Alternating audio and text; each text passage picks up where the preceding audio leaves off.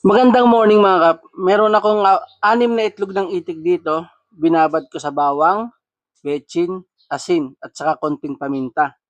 Dahil nabitin nga ako doon sa itlog tinapa na ginawa natin, kaya uulitin natin. This time, itlog ng itik naman ang gagamitin natin. Pero ilalagyan natin ng pearl itong ating Ayan.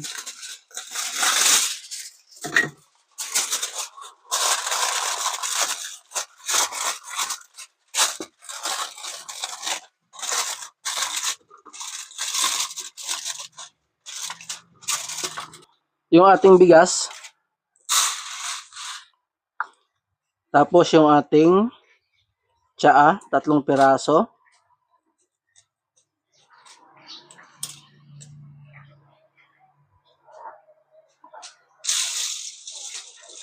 Ayan. Halo-haloin lang natin.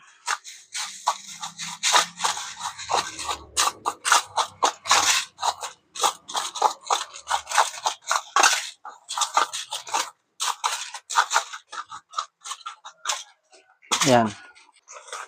Tapos ilagay na natin tong itlog natin.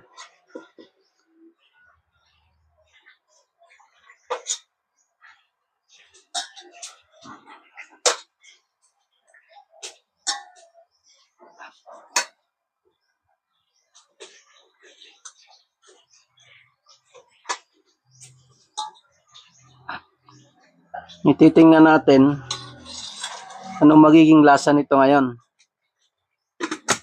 Salang na natin. Ayun na mga kap. Nasusunog na yung bigas at saka yung tsaa natin. Kumukulay na din doon sa itlog. Okay na siguro to mga kap. Hanguin na natin.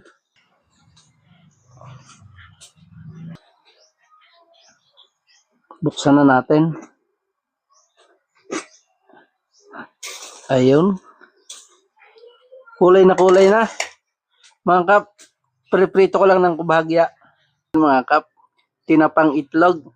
Testing na natin. So yun mga kap, kain na tayo. Meron tayong gulay na mais dito.